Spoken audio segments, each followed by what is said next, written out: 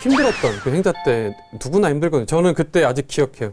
어떤 게 제일 힘드셨나요? 저는 군대도 약간 그 백골단 그 후로 가서 네. 갔다 오고 나서 사회경험 다 하고 간 케이스잖아요. 네네. 29이니까. 그래서 행자 생활은 솔직히 안 힘들었어요. 일하는 거에 대해서 안 힘든데 이 내 인격이 무너지는 거에 대해서 너무 힘들더라고요.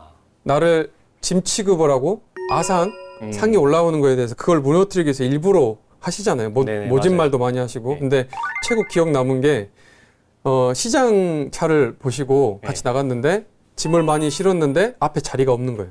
네. 행자님은 저기 뒤에 타. 그 짐칸에 타. 하는데 네네. 굉장히 서럽더라고요. 나는 인간의 취급을 못 받고 짐 취급을 받는구나 해서 그때 한번 좀 전에 고비 얘기하라면 그거였네.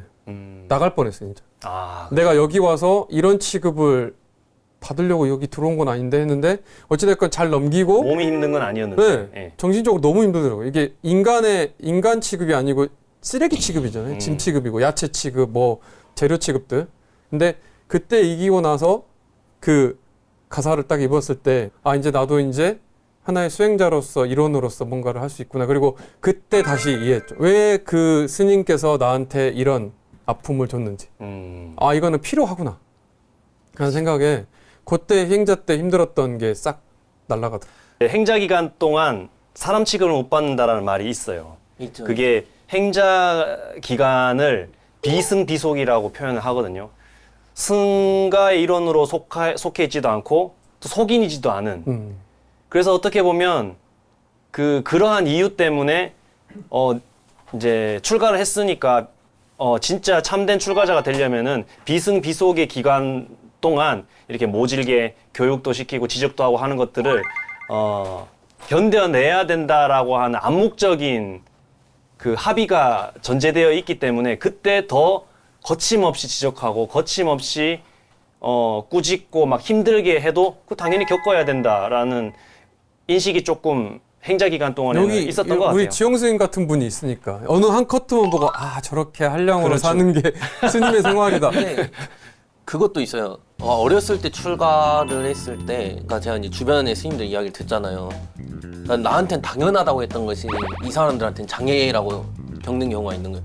아까 스님 그 짐칸 이야기 했을 때도 그러니까 저는 아무것도 모르는 상태에 출가했잖아요. 그러니까 저한테는 원래 이렇게 행사는 하는갑다. 그게 인격적인 뭔가라는 생각이 아예 안 드는 거예요, 나한테는. 나이대가 다르니까. 나이대가 한참 차이가 나고, 그러니까 나는 그 어렸을 때부터 그 소 달고 그 뭐 경운기 같은 데다가 가는 것도 막 보고 손놈이잖아요. 네. 그럴 수 있는 거라. 그러니까 이제 그냥 원래 여기다 타는 것 같구나. 그리고 막 누군가 하대를 하면 내가 나이가 어리니까 그냥 하대하는구나. 이게 저한테는 당연시 되던 것들인데 이게 다른 스님들 같은 경우는 내가 이런 대우를? 내가 이런 경우를? 이제 이렇게 되는 거죠. 그래서 못 버티고 나가잖아요. 그니까요. 네. 실제로 그 일이 힘든 것도 포인트가 되지만 인격적으로 이렇게 깔아뭉개는 거에 대해서 못 버티고 나가시는 분들 되게 많더라고요. 행자 생활하면서. 그래서 저는 당연히 필요하거든요. 왜냐하면 나중에 생각해보니까 정말 이 피구개를 달고 나와서 또 수행을 하다 보면 이거보다 더 힘든 게 많잖아요, 사실은. 그렇죠. 일상적인. 그러면 그때 못 버티면은 나중에 돼서 버틸 수 있겠어요? 못 버티지. 송산 스님 행자 생활을 어떻게 하는지를 저는 직접 들은 입장에서 송사님은 혼자 행자 생활을 했거든요. 원래 행자 생활에 송광사의 살림을 7명 정도는 돼야 돼요. 최소. 예. 별자 스님은 시자가 있어야 되고 또 공양간에 공양을 준비하는 후원장, 간상장, 최고. 그리고 뭐 공양주 보조 여차저차해서 최소 5명 정도가 있어야 행자실의 업무가 돌아가는데 송산 스님은 그때 혼자서 다 했거든요. 할만했다고? 어떻게 그때 그 시간을 견뎠는지 일과와 더불어서 말씀해 주시면. 스님들끼리 이제 보시잖아요. 저 행자님은 얼마 있다가 나갈 거다. 못 버틴다. 버틴다부터 시작해서 몇 달 있을 거다 했는데 다들 배팅을, 그러니까 이렇게 웃긴 얘기지만 배팅을 금방 나간다. 얼마 못 버틴다. 그래서 금방 나간다 했는데 제가 어찌됐건 6개월을 넘게 버텼잖아요. 조금 일찍 들어왔거든요, 저도. 일찍 들어와서 좀 더 한두 달인가 더 했던 것 같아요. 근데 그거를 할 수 있게 된 결정적인 계기는 저도 지영쌤과 똑같아요. 어차피 힘든 줄 알았고. 근데 겪어보니까 내가 사회생활 겪은 그 더 힘든 곳에서 여기 왔는데 이 정도는 괜찮다. 왜냐 밖에서는 살아보니까는 이놈 저놈 소리 듣고 더 험한 말도 듣고 정말 예, 이렇게 하는데 절에서는 최소한 그런 얘기는 안 하잖아요. 욕은 안 하고 때리지는 않으니까. 뭐라고 하면은 참여하세요 하면 절하고 죄송합니다. 존댓말로 혼나죠. 네. 예. 그러니까 그렇게 하니까는 버틸 수도 있었고 그리고 버텨야 되는 또 한 가지가 있었어요. 왜냐하면 아직은 제가 승려의 길에 들어가지 않았잖아요. 네. 행자니까 준비 단계니까 제 목적은 이 승려의 길을 한번 들어가서 체험을 해보는 거였다니. 아직 시작점도 시작점도 못 갔는데 내가 여기 그러니까 그때 그랬어요. 한번 3,000배를 했는데 안 하던 거라니까 무릎에 물이 찼어요. 그래서 선생님 기억나실지 모르겠지만 7일간 예비할 때 마지막 날 머리 깎기 전에 네. 행자 되기 전에 또 면벽이라는 걸 하잖아요. 맞아요. 벽만 보고 6일 동안 가만히 있는 거잖아요. 아무것도 안 시켜. 밥 먹고 벽 보고 밥 먹고 벽 보고 했는데 그거를 6일째 되면은 아 이제 버틸 만한 이런 의지가 있나 보다 하고 머리를 깎여주거든요. 삭발을. 그 전에 이제 하루 동안 3,000배를 시키는 거잖아요. 다 하고 났는데 무릎이 부은 거예요. 생활이 안 돼서 그때 내려가게 됐어요. 잠깐.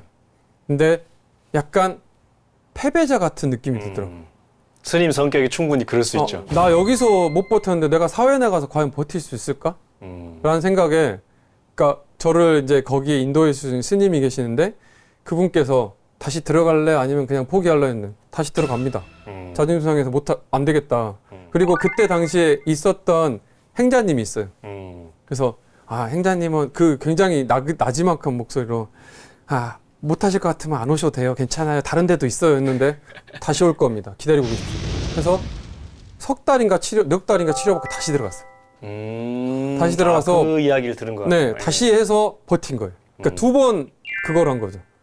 2번 한 거예요. 그래서 그런 게 있어서 정말 그때 버틸 수 있던 게 나는 무조건 버틴다. 할 수 있다. 그래서 이게 처음에는 제가 차차가 4번인가 5번이었어요. 제 위에 네. 4-5명 계셨는데 다 인격적인 그 모독으로 인해서 다 나가신 거예요. 자고 일어나면 한 명씩 나가요. 누가 인격적인 모독을 했나요? 스님 도반이. 그래서 여기서 계속 이제 뭐 제가 알기로는 한 명 또 나갔어. 한 명 또 나갔어. 아침에 나갔습니다. 제가 이제 시작까지 했으니까. 예. 그러니까 처음에는 그러지 않았는데 점점 내 일이 많아지는 거예요. 예. 그래서 방법을 썼어요. 저는 그 행자님들이 2시 반에 일어났잖아요. 저는 1시 반에 일어나서 준비를 다 했어요. 펑크 안 나게 다 하고 다 메꿨어요. 그리고 일정을 다 써서 시간별로 나눠서. 그러니까 저희 절에서는 주머니에 넣고 밥 먹는 것도 안 됐잖아요. 그런 모습 보이면 위에 떨어진다고. 네네. 차수하고 다니고 시선 하향해야 되고 달리기도 하면 안 돼. 맞아요. 맞아. 남을 위해서. 왜냐하면 내가 달리면 무슨 큰일이 나는 것처럼 다 이유가 있어요. 있으니까. 맞아요. 그래서 정말 이상한 막 경보도 아니고 뭐도 아니고 엉덩이 시룩시룩거리면서 가잖아요. 예. 그래서 그런 것들을 바쁘지 않게 하기 위해서 일정을 미리미리 다 해놨고. 그래서 6개월을 잘 버티고 예, 지금까지 있는 거예요. 스님은 그때부터 싹이 보였네요. 예? 지금 사는 모양새 보면 그때는 아주 징해 볼 건데. 아니, 제가 이번에 송산 스님이랑 같이 이렇게 정회사에 들어온 지 1년 정도 됐거든요. 근데 어떤 스님이겠다라고 이제 제 나름대로 머릿속에 그려지는 이미지가 있었어요.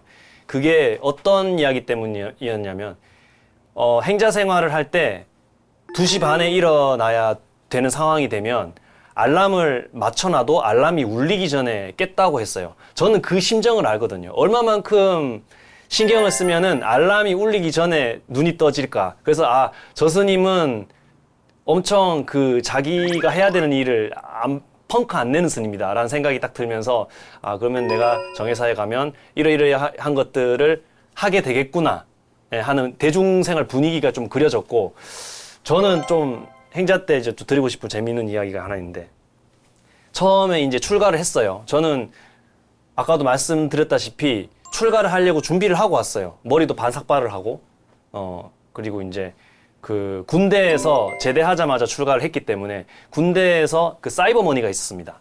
그래서 뭐 속옷이랑 이런 생필품들을 다 주문을 해서 그 가방에 담아가지고 와서 뭐 이런 행자님이 있나라고 이제 그런 소리를 들을 정도로 했었는데, 출가를 하고 나서 면벽을 시키더라고요. 근데 같은 날 출가한 도반 행자님은 머리를 깎고 행자복을 입고 행자 생활을 하고 있는데 저는 3일이 지나도 머리를 안 깎여주더라고요. 그래서 한 일주일 정도 지나니까 깎여줬어요. 나중에 원주 스님한테 물어봤어요. 왜 같은 날 출가한 저기 도반 행자님 일찍 깎여주고 저는 왜 안 깎여줬어요? 라고 했더니 금방 나갈 것 같아서 좀 뺀질뺀질해 보였던 것 같아요. 예, 그래서 저 버티겠나 싶어서 원주 스님 판단하에 빨리 나갈 것 같다고 생각을 했답니다. 그래서 그랬군. 이게 아닌데? 생각이 없어야 출가하기가 편해요, 지금. 그러니까 이게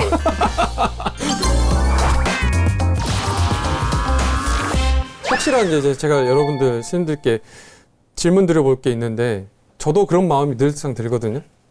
그 지금 시간을 되돌린다고 하면 그 시간으로 돌아오면 다시 출가한 마음이 드는 건지 안 드는 건지 우리 지용 스님 지금 느낌을 다시 과거로 가져간다면 난 더 빨리 해불고 잡지. 스님보다 이제 뭐 선배로 와야 내가 정예사로 이제 딱 왔을 때 눈치를 덜 보지. 아니 다른 목적이 있었네. 그래서 이게 그 아까 스님 이야기하실 때 그 정예사 오는 이야기를 했는데 나는 정예사 올 때 재난 상황을 머리에 떠올리고 왔다니까. 재난 상황. 송산 스님은 내 이미지 악마왕이요. 무슨 이 말씀이십니까? 양반은 굉장히 FM적이었고 굉장히 체계적이어야만 하고 깔끔 떨고 이게 되게 예민하고 그러니까 한마디로 피곤한 사람이라니까. 그러니까 어떻게 보면 나하고 정반대인 거라. 솔직하게 그냥 얘기하세요. 아니 피곤하지 당연히 모든 사람하고 만나서 이야기하고 맞춘다는 건 피곤한 건 당연한데 말하자면 내가 이 사람하고 맞출 수 있을까? 왜냐면 내가 봤을 때는 거의 결벽증에 가깝다시피 청소도 하지. 그 말할 때도 냉장고 정리하는 거 보셨어요? 깜짝 놀랐어요. 그 앞에 라벨 맞추는 거 보셨어요? 뭐 바나나 우유 오면은 5와 열을 맞춰요. 아니 이것이 나 생각엔 있을 수가 없는 것이요. 근데 이제 나의 사생활이 다 까발려지는 거. 이거를 이제 봤는데 그러니까 이미 그 생각이 머릿속에 있었고 그 다음에 이제 여기 온다고 생각했을 때 뭔 생각을 하겠어요? 저 사람한테 피해는 안 줘야 될 텐데. 근데 나는 그럴 자신은 없어. 그게 이제 머릿속으로 이제 최악의 상황을 떠올리는 거야. 내가 무엇을 못해서 이렇게 되면은 이 사람이 어떻게 반응을 할지. 그때 그것도 있잖아요. 내가 왜 스님 전화 받고 놀랬겠어. 새벽 예불 빵꾸 날 뻔했을 때. 빵꾸는 안 났지만 그 문을 못 열었을 때 나는 그 저승사자가 문 두들긴 줄 알았다니까. 그 전화 오고 막 했을 때 그랬던 이유가 머릿속으로 생각했었던 그 상황이 현실로 닥친 거예요. 재난 상황이. 해결을 해야 돼. 어떻게든. 그 상황을 벗어나기 위해서 만약 과거를 간다면 그러면 나는 스님보다 빨리 출가해야지. 그렇군요. 그러니까 스님보다 최소 1년. 어찌됐건 출가는 한다네요. 출가는 해야지. 이거보다 행복한 일은 없어요, 사실은. 제 생각에는. 그러니까 모든 이제 저를 만났던 그 이제 나이 드신 분한테 내가 권유하기가 좀 조심스럽지만 저와 나이 비슷한 사람들한테 이야기할 때 나는 출가는 꼭 했으면 싶다, 사실. 이 삶이 힘들어 보일 수도 있어. 근데 내 생각에는 밖에서 사는 것보다 우리 스님으로 생활하는 것이 사실 더 보람 있고 편한 일이 아니지 않냐. 편한 일이라고 볼 수 있지 않느냐. 왜냐면 네가 밖에서 받는 그 생업에 관한 스트레스 이거 없이 오로지 너의 그 행복을 위해서만 살 수 있다는 이 생활이라고 하는 것이 얼마나 좋냐. 이렇게 생각을 했을 때는 사실 빨리 하는 게 좋죠. 그리고 경전에 봐서도 그러잖아요. 초발신 자격문에 대자는 위 형이요. 소자는 위 제니라. 먼저 들어온 놈이 형이요. 왠지 계속 나를 밑으로 두고 싶어요. 한번. 스님은 아래에 있으면 피곤할 거야. 위에 있어야 편해 내가. 그렇지. 모든 대부분 나를 판단할 때 스님들이 항상 그러시더라고. 아래 스님들은 정말 죽어나겠구나. 하지만 송산 스님을 아래로 두면 되게 편하겠구나. 모든 걸 다 알아서 해주는 사람이에요. 이거 굉장히 존경스럽고 좋은 사람인지 내가 그 아래에서 구하고 싶지는 않아요. 아주 현실적이네. 최소 도반? 돌아가면 출가할 거냐 말 거냐 물었더니 지금 송산 스님 미담 혹은 뭐 두려운 이야기를 지금 하고 있어요. 이게 나의 사생활을 그렇게 하시면 어떡해요. 중요한 거는 그거죠. 스님으로 산다고 하는 거는 왜 3대가 복을 지어야 스님 된단 말이 옛날부터 있었잖아요. 내가 있어 보니까 그게 맞는 것 같아요. 출가를 해놓고 나니까 저 같은 경우는 속과 이제 어머니한테도 제가 할 말이 생겼어요. 그리고 당신이 이제 뭔가 힘들 때 내가 조언을 해줄 수 있는 조언자 역할을 스님이 되고 나서야 비로소 가능해졌다. 나는 실제로 가족한테 도움을 줄 수 있는 존재가 된 거는 스님이 되었기 때문이다. 저는 이렇게 보거든요. 그렇게 생각을 하면은 스님을 최대한 빨리 해서 했으면 어떨까? 이 생각이 사실 저는 많이 들어요. 근데 과거에 관해서는 돌아간다고 하면 있을 수 없는 일이기 때문에 사적인 이유로는 스님보다 빨리 하면 좋고, 근데 공적인 이유로는 사실 그런 거죠. 출가는 빨리 하면 할수록 사실 나 개인에게 이득이다. 그래서 나는 더 행복해질 수 있을 것이다. 라고 저는 보는 거죠. 그렇죠. 우리 일각스님께서는 지금 한번 이렇게 십몇 년간 해본 이 기억을 가지고 선택을 한다면 해봤기 때문에 저는 돌아가면 출가를 안 할 것 같아요. 안 하고 그냥 주어진 삶에서 나름대로 의미 있는 일, 보람된 일을 찾아서 할 것 같아요. 왜냐하면 출가를 해보고 나서 잠정적 결론이라고는 할까요? 최종적 결론은 아니지만 잠정적으로 이렇구나라고 느껴지는 게 있다면 출가는 하나의 수행을 하기 위한 부처가 되기 위한 틀일 뿐이지 꼭 이 형태일 필요는 없다. 그러니까 라는 생각이 드는 거죠. 예전에는 출가 전에는 가정을 꾸리고 돈을 벌고 뭐 육아를 하고 부모님을 모시고 이 생활하는 것들이 번거롭게 느껴졌어요. 근데 생각해 보니까 그게 너무 이기적인 생각이더라고요.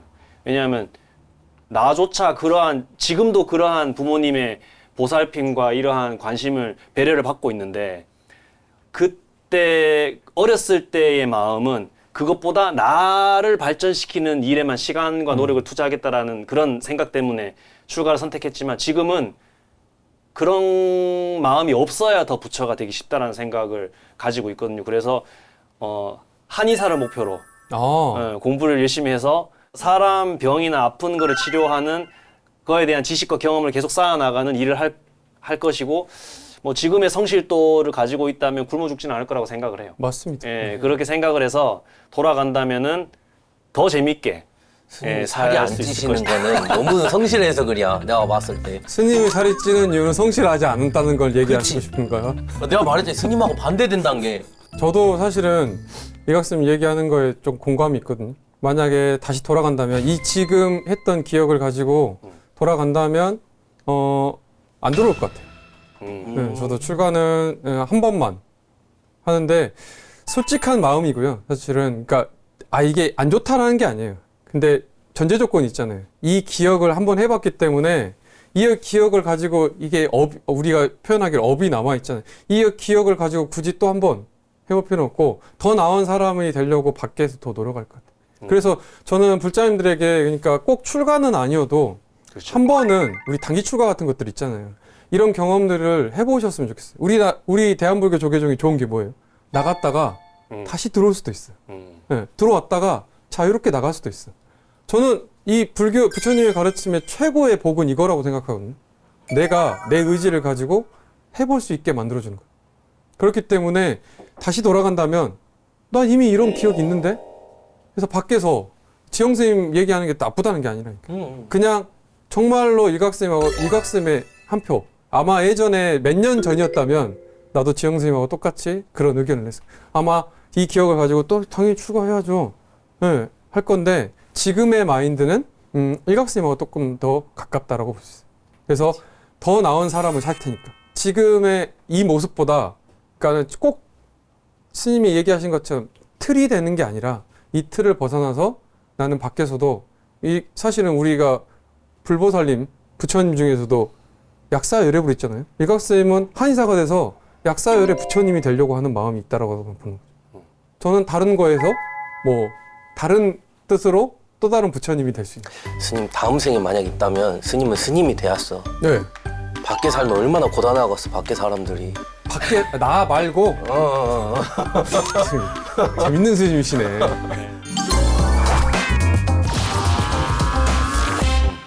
그 스님 생활을 해가면서 저는 소임을 살았다 그랬잖아요.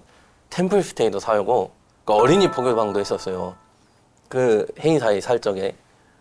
그러면 이게 받는 질문은 사실 출가에 관한 질문은 몇 개 안 받아요. 맞아요.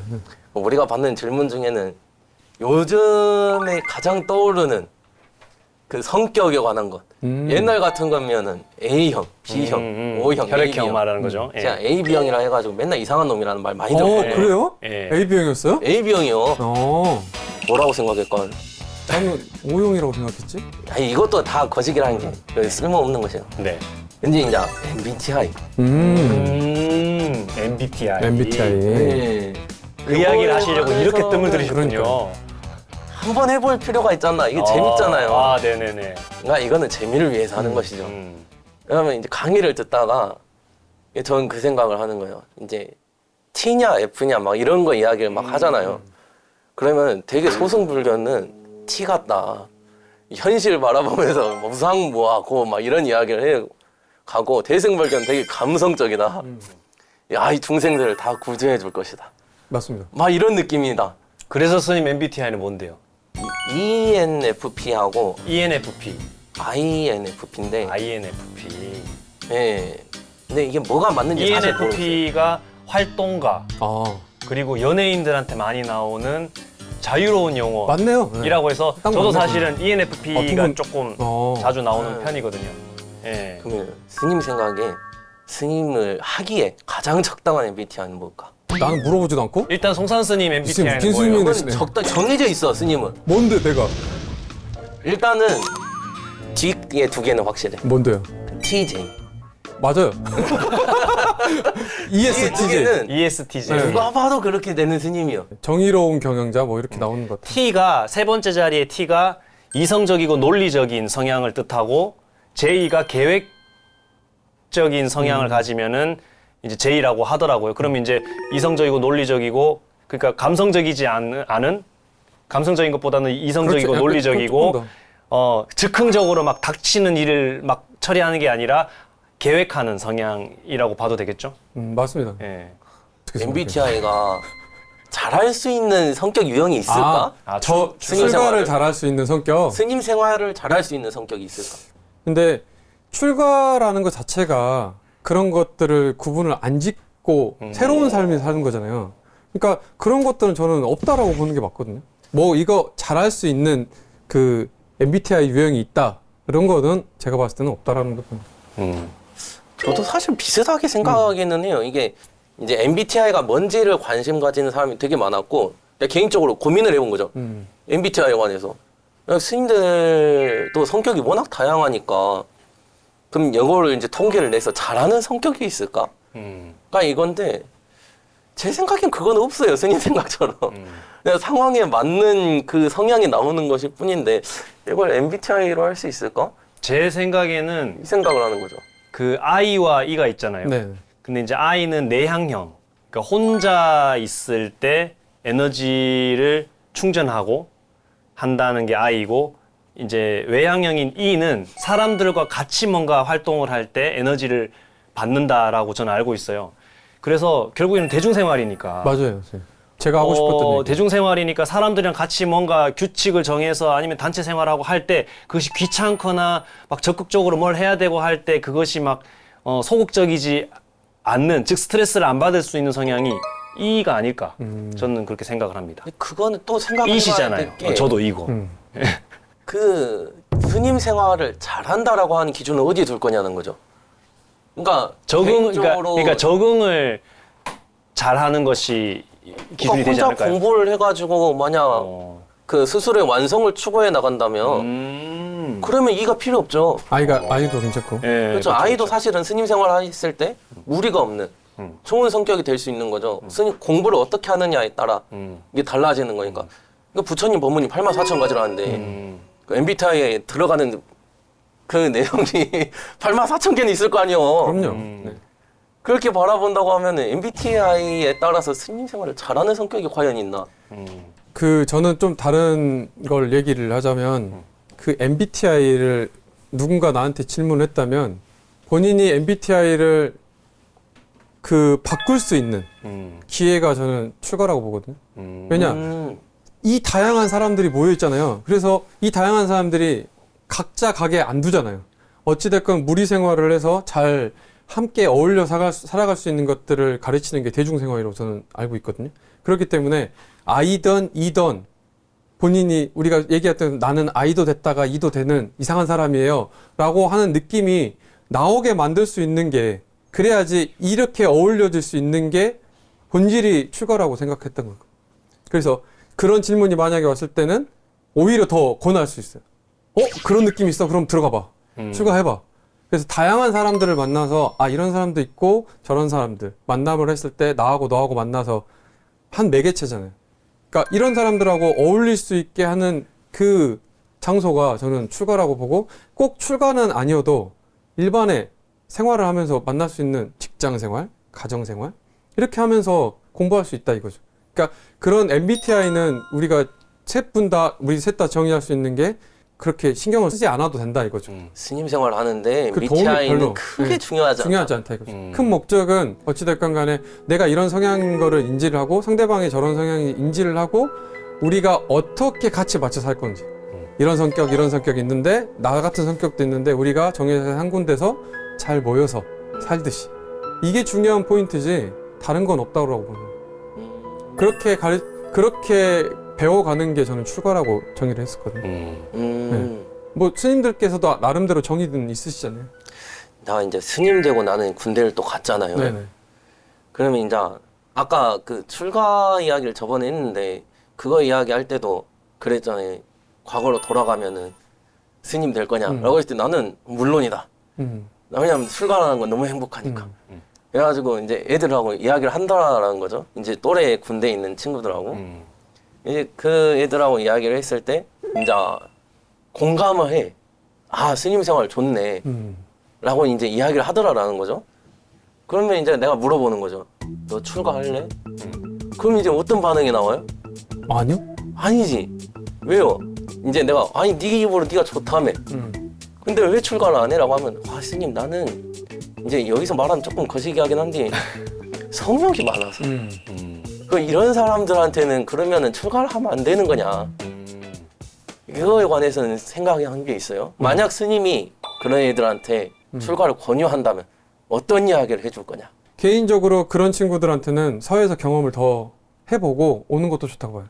돈이 많이 갖고 싶다고 말을 해도 해보고 싶은 거 다 해보고 출가하는 것도 저는 좋다고 봐요. 일단 기본적인 건 다 풀어진. 그렇죠. 일단은 안 해보고 절에 위해. 들어오는 것보다는 해보고 나서 절에 들어오는 게 나는 좋다. 방금 그 질문이 꼭 제가 어렸을 때 가졌던 생각 같은데요. 출가가 하고 싶다라는 생각이 더 큰데 내가 내 성향을 스스로 보건대 성욕도 있고 여자친구도 만나고 싶고 놀고도 싶고 하는 성향을 가지고 있음에도 불구하고 출가는 해볼 만한 가치가 있다라고 너무나 크게 방향이 설정이 된 이 상황에서 그러면은 그런 사람들에게 어떻게 이야기할 것이냐라고 한다면은 저는 해도 괜찮다고 생각을 하고 싶어요. 그러니까 모자란 그 상태에서 그러니까 다 준비가 되고 다 완전히 출가를 하고 난 다음에 어떤 욕망으로부터 휘둘리지 않는 완벽한 준비가 된 상태에서 출가를 해야 되는 것이 아니라 모자란 그 상태에서도 그거를 나름대로 인정할 건 인정하고 자연스럽게 볼 건 자연스럽게 보면서 출가 생활을 네 나름대로 해보라 라고 저는 이야기를 하고 싶어요. 그 정단을 다른 데로 가면 되죠.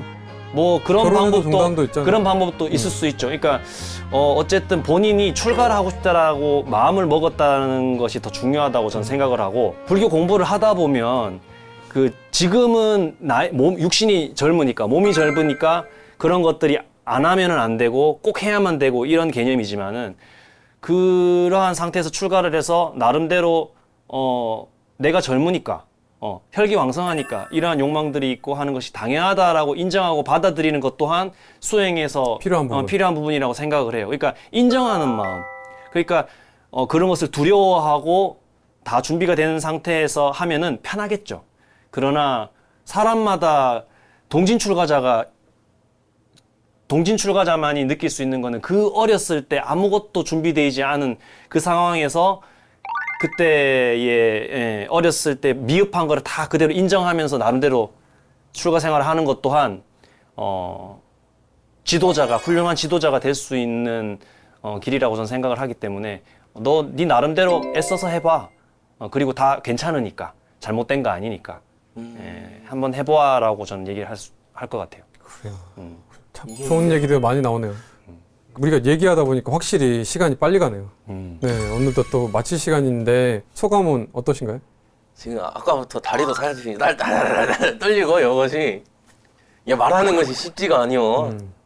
예, 근데 우리끼리 얘기하는 거니까. 네. 아니 근데 우리끼리라고 말은 하지만은 그렇지. 아 사실 밖에서 다 쳐다보고 있지 저기서는 반응도 없는 것이 나 쳐다보고 있지 저것이 저거는 너무 그렇게 사실적으로 얘기하면 안 됩니다, 선생님. 아니 말을 하면 웃도 안 해 저거는 예, 뭐가 있어요? 부처님이라 생각하십시오. 예. 반응이 없잖아요. 카메라 부처님. 네.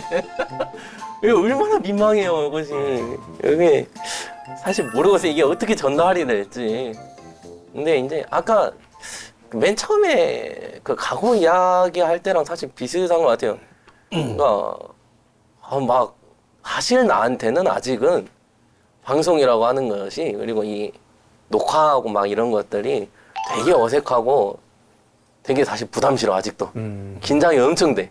첫 녹화니까요. 예, 아마 이거는 20년이 지나도 그렇게 될 것 같지 않아요? 그럴 수도 있어요. 왜냐면 저는 그런 경험이 있으니까. 네. 예, 아직도 떨리거든요. 네. 왜냐면 제가 처음에 스님이 돼가지고 사람을 대상으로 이야기할 때 그 긴장과 떨림이 지금도 그 사람들 대상으로 법문하는 일이 생기면 아직도 있어요. 한 구석에. 엄청 떨리는데 아닌 척 하는 거죠. 계속해서. 그래서 근데 맨 처음에 했던 그 각오를 이야기했던 그거하고 비슷한 것 같아요. 그냥 이게 방송이 앞으로 진행이 어떻게 될지는 잘 모르겠지만 아마 제가 말을 하는 기조는 계속 이런 식이 될 것 같아요.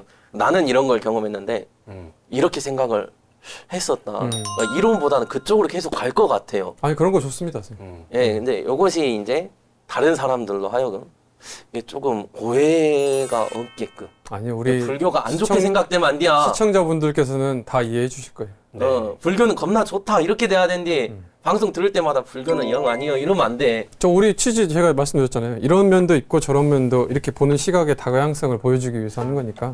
선생님. 그래서 좋았어요, 안 좋았어요? 좋지도 나쁘지도 않다. 그냥 오로지 하나.